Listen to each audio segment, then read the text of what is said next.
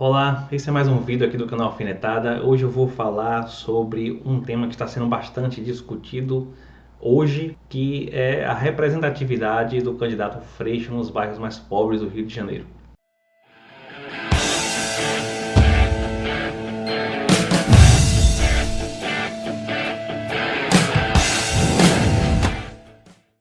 Vocês devem ter visto o mapa eleitoral e devem ter ficado um pouco assustado com o fato do Freixo ter ganhado a eleição somente nos bairros mais nobres de classe média alta do Rio de Janeiro e ter perdido em todos os bairros pobres.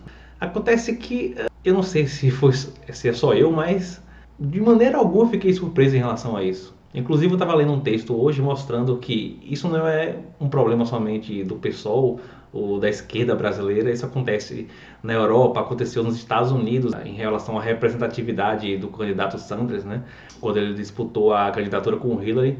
Então, esse é um problema de maneira geral. A esquerda tem essa dificuldade de ter capilaridade na população mais pobre, e isso é absolutamente compreensível. Não tem nenhuma surpresa em relação a isso. Por quê? Principalmente num país emergente como o Brasil, um país pobre como o Brasil, vamos dizer assim, parece que tem muitos problemas sociais. As pessoas que não são nada são de direita. Elas não são neutras. Essa que é a grande questão. Então, quando um partido de esquerda ele entra num processo eleitoral, já entra com essa desvantagem. Sabendo que aquelas pessoas que não leem nada sobre política, que não foram treinadas para ter um pensamento crítico, né? E é bom lembrar que esse é o papel do Estado, né? Treinar essas pessoas através da educação formal para que elas tenham um pensamento crítico, esse é o papel do Estado. Mas como nós temos um grande problema na nossa educação, a maior parte da nossa população não foi treinada para isso e essas pessoas não são neutras, são de direita. Então, os partidos de esquerda já entram perdendo, né, em qualquer pleito eleitoral. E por que isso acontece? Eu posso levantar aqui 3 pontos aqui principais. Valores tradicionais da sociedade, mídia, os dois estão relacionados inclusive, e tempo de TV. Olha só, quais são os valores que são pregados pela tradicional família brasileira? São valores progressistas? Valores modernos? Valores transformadores? Quais são os valores que as pessoas escutam da boca dos pastores na igreja, por exemplo? São valores modernos, progressistas, transformadores? Não. Quais são os valores pregados pela grande mídia? Vamos falar de maneira mais direta. Globo. Quando a gente liga a TV e escuta o William Vac falar, por exemplo. Então, uma pessoa que não lê nada, que não está muito afim de conhecer sobre política, ela vai ser de esquerda ou de direita? Ela vai ser de direita. Ela vai reproduzir todos esses valores. Porque a direita se alimenta disso. A direita se alimenta desse discurso mais simplório, da baixa criticidade a respeito de qualquer tema. Então, por exemplo, eu vou pegar um exemplo aqui que foi muito polêmico a respeito das cartilhas que supostamente foram distribuídas pelo MEC, que até hoje não se sabe realmente se houve, se chegou a ver essa distribuição. Pelo que eu li, parece que não houve. As que foram intituladas vulgarmente como kit gay, né? Que na verdade eram cartilhas de educação sexual para crianças e adolescentes. Olha, todas essas cartilhas que eu baixei na internet, nenhuma delas tinha nenhum problema. Nenhuma delas tinha nada grosseiro a respeito da educação sexual, a maneira que abordava a educação sexual. Mas quais foram as críticas da direita em relação a isso? Estão ensinando crianças a fazerem sexo. Estão tirando a inocência das crianças daqui do Brasil. Porque é mais fácil usar esse tipo de argumento, é mais fácil estimular algo que já está posto na sociedade, que é o conservadorismo, ou até mesmo a ignorância. A direita, de maneira geral, muitas vezes se alimenta da ignorância do povo, das pessoas. É mais fácil ir por esse caminho. Eu não estou aqui para defender a esquerda, mas é evidente que o pensamento esquerdista, de maneira geral, de maneira mais generalista, é um pensamento mais crítico.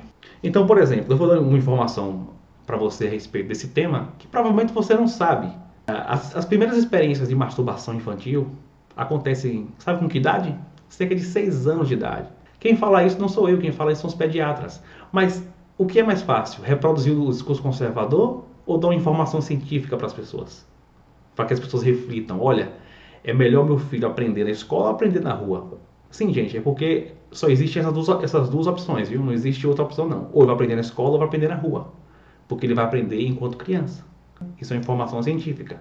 Eu dei esse exemplo para mostrar de como a direita se alimenta desse conservadorismo da sociedade através de um discurso simplório que tem uma fácil adesão e que, se contrapor esse discurso, precisa de um mínimo de criticidade.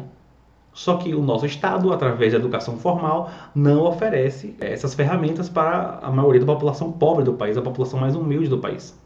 Então é absolutamente natural que as pessoas mais humildes, mais pobres, de maneira geral, e que inclusive são as pessoas que não acessam a universidade, que elas sejam de direita, que elas reproduzam todos esses valores.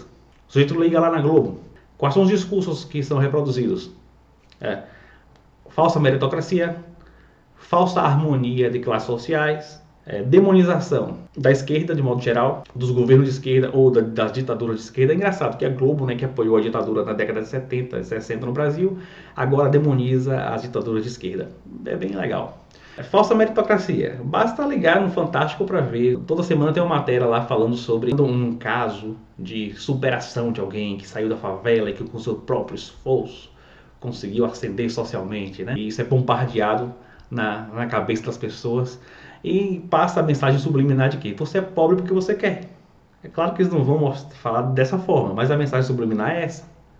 Falsa harmonia de classes sociais. Quando a Globo batia nos protestos de 2013, dizendo protestos que incomodam a sociedade, que tiram das pessoas o direito de ir e vir, isso é um absurdo. Uma pessoa democrática, republicana não faz isso. Uma pessoa da paz, ela faz uma petição online, ela faz uma baixa-assinada. Tudo isso para transmitir essa falsa noção de que existe harmonia de classes sociais, que não existe conflito de classes. Inclusive, no último debate da Globo, pela Prefeitura do Rio de Janeiro, o Freixo ficou pisando em ovos quando o Crivella ele levantou essa questão, pegando uma fala de Freixo em que ele afirma que ele não compactou com essa ideia de conciliação de classes. Aí o Crivella utilizou isso de maneira sensacionalista. Freixo, você é a favor da violência, então? E o Freixo ficou pisando em ovos porque ele sabe que ele não pode usar esse discurso. Ele sabe que esse discurso não tem adesão na maioria da população. Então, gente, de modo geral, a esquerda, a meu ver, só entra no poder de duas formas principais. Ou através de uma grave crise social, em que as pessoas percam completamente a paciência com os governos de direita, que estão no poder, ou através de uma flexibilização do discurso da esquerda. Foi o que Lula fez, mais ou menos, né? E o terceiro ponto que eu levantei é a respeito do tempo de TV. Então, as regras eleitorais no Brasil foram feitas para manter os partidos que já estão no poder. Essa regra de proporcionalidade do tempo sendo diretamente relacionada à representatividade desses partidos na Câmara, faz com que aqueles partidos que já estão no poder continuem no poder. É simples. Então, qual o tempo de TV que teve o pessoal no primeiro turno lá no Rio de Janeiro? 1 minuto e pouco, não sei, 1 minuto e meio, comparado com, não sei, 9 ou 8 minutos do Crivella. Somente no segundo turno que ele foi ter um tempo igual, e foi aí que começou a arrancada do Freixo. Então o tempo de TV tem muito poder nas eleições, e as regras ajudam a manter o que está posto. Então como é que as pessoas ainda se surpreendem com o fato da esquerda não ter capilaridade nas camadas mais populares, na camada mais pobre da população? O pensamento de esquerda é um pensamento de enfrentamento do que está posto, tanto em relação a temas polêmicos como aborto, como direitos LGBT, política de cotas, quanto a questões econômicas, como, por exemplo, mais impostos para a população mais rica da população. Então é uma proposta de enfrentamento. É uma proposta que busca contrariar os interesses da classe média alta e da classe alta do país.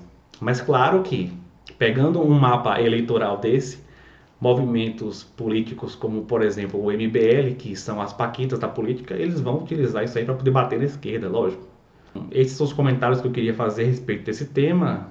Se você gostou, dá joinha, se inscreve no canal, compartilha o vídeo. E outra coisa, houve algumas mudanças no YouTube e se você quiser receber todas as atualizações desse canal, além de se inscrever nele, você tem que clicar lá no sininho. Tem um sininho do lado da palavra inscrever, em que você clica e vai aparecer uma mensagem perguntando se você quer receber todas as atualizações desse canal, certo? Então, houve essa mudança aí. Então, clica lá no sininho para receber tudo e não ficar de fora de nada. Isso é tudo, valeu!